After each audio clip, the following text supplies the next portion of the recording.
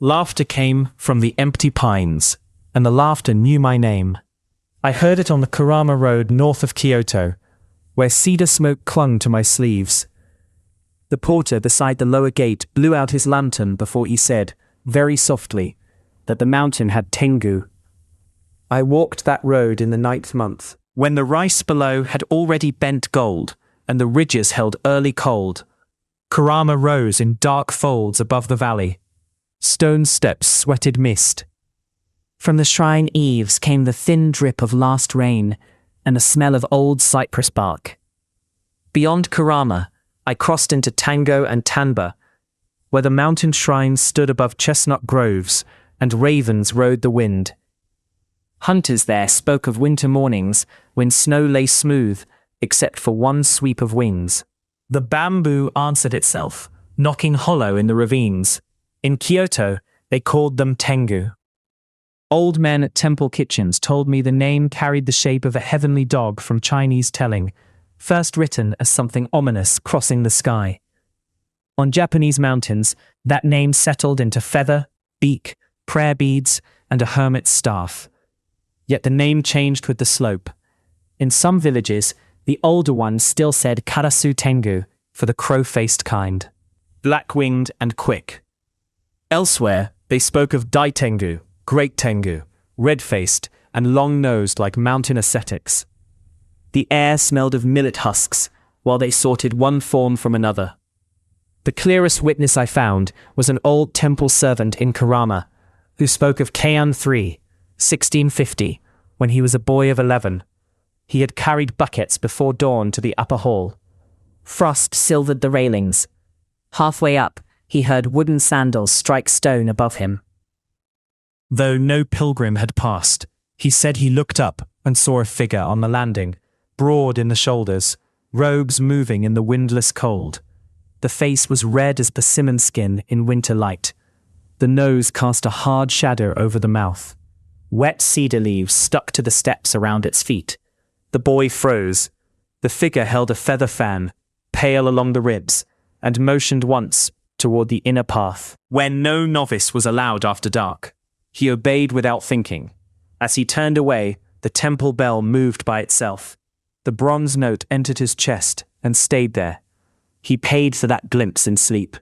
For 7 nights, he woke before moonset, hearing Geta on the roof tiles above the paper room. Each step creaked slowly across the beams. His mother burned mugwort in a clay dish.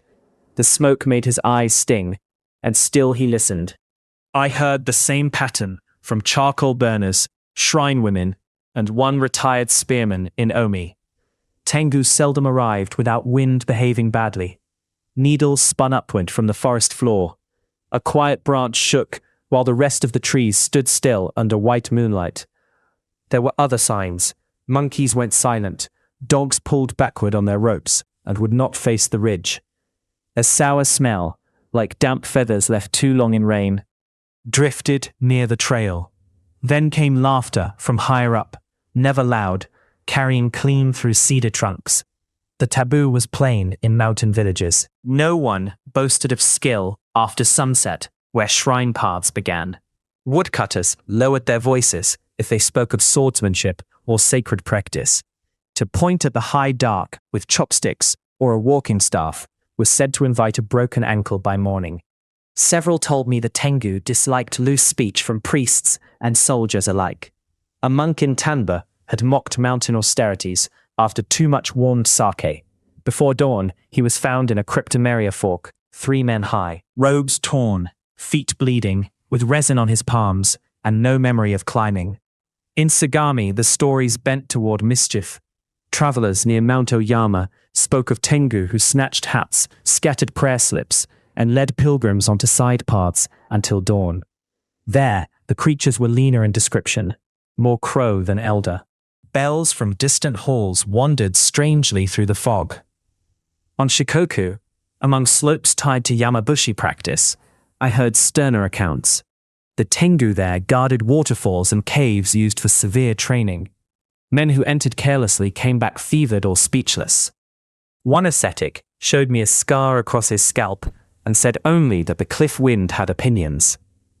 In the north, near stories that later fed Tono Monogatari. Villagers spoke less of martial training and more of abduction. Children were warned away from ridges where red-faced beings carried off the proud or the beautiful. Those tellings thinned the feathers and thickened the human shape, almost lordly in silhouette. The oldest written trail I found lay partly in Chinese ground. Temple scholars pointed me back to the name's earlier form in tales of the celestial dog, the Tengu, an omen in the sky. By the time of the Konjaku Monogatari, Japanese hands had already given that dread a mountain body. In one old set of warrior tales and later popular telling, Minamoto no Yoshitsune trained on Kurama with a being called Sojabo, king among Tengu. Priests differed on the truth of it. Still, at Kurama, the night cedars held that name carefully. The stairs felt colder when spoken there. What the road taught me was simple. People who lived beneath those ridges spoke of Tengu as neighbors of dangerous rank. Guard, trickster, punisher, teacher. The same mouth could call them all four before the fire burned low. I learned to hear the mountain first and the words after. I left Kurama at dawn with cedar ash on my hem and one crow feather caught in the cord of my pack. The porter watched the ridge until the light reached it. What name do you not speak after dark? Type it once.